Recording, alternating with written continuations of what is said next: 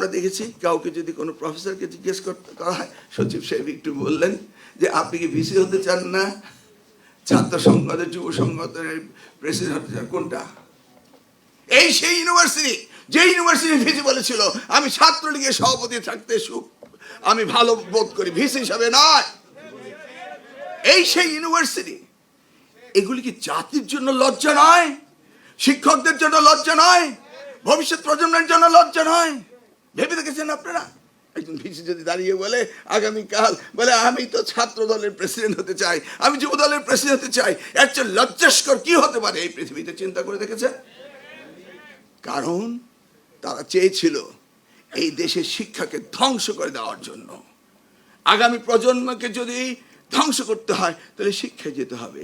ওই সাউথ আমেরিকার বিশ্ববিদ্যালয়ের সামনে লেখা রয়েছে একটি জাতিকে ধ্বংস করার জন্য নিউক্লিয়ার বোমের প্রয়োজন হয় না, শুধু শিক্ষাকে ধ্বংস করে দিলে একটি জাতি ধ্বংস হয়ে যায়। Am I right? ইংরেজিতে লেখা রয়েছে। সেই কাজটি করছিল বিগত ফ্যাসিস্ট সরকার। সেখান থেকে আমরা বেরিয়ে এসেছি। জাতি আজ সামনের দিকে শিক্ষাকে এগিয়ে নেওয়ার জন্য আজকে আমরা যে লিডার্স পেয়েছি, এই লিডার আর আমরা কখনো পাবো কিনা জানি না। আমি বক্তব্য না বেরিয়ে ছাত্রছাত্রীদের কিছু আবেদন রয়েছে যে তাদের কিছু কাজের প্রয়োজন রয়েছে। সেকেন্ড ক্যাম্পাস, আমার সচিব সাহেব কানে কানে বলতেছেন স্যার সেকেন্ড ক্যাম্পাস হতে হতে আমাদের হয়তো ফসিল হয়ে যাব আমরা। কি করা যায় একটু আলোচনা করেন মাননীয় প্রধানমন্ত্রীর সাথে, করে এখানে কি নতুন প্রজেক্ট দেওয়া যায়, একটু হল টল ছাত্রাবাস করা কিভাবে যায় এটা একটু আলোচনা করেন প্রধানমন্ত্রীর সাথে। আমি বললাম হল করতে তো আবার 3 বছর লেগে যাবে। না না না, আমরা তাড়াতাড়ি 1 বছরের মধ্যে করার চেষ্টা করবো, আপনি একটু প্রধানমন্ত্রীর সাথে আলোচনা করেন।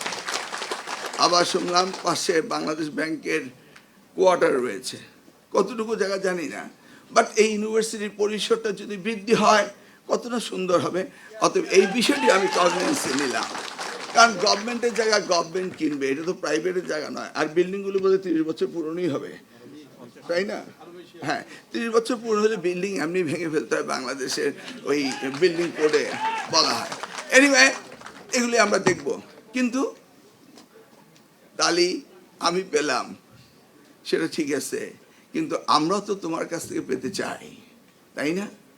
এই ভবিষ্যৎ একবার ভেবে দেখো শিক্ষার্থীরা, তোমার জীবন তোমার হাতে। আজকে তোমরা কষ্ট করেছো বলে আজকে এই অ্যাওয়ার্ড পেয়েছো। এই অ্যাওয়ার্ড যেন সারা জীবন তোমার স্মৃতিতে চিরজাগরুক থাকে। সেই জন্য তুমি আগামী দিনে নিজের প্রেক্ষাপটে যতটুকু সামর্থ্য আছে ততটুকু কাজে লাগাতে হবে।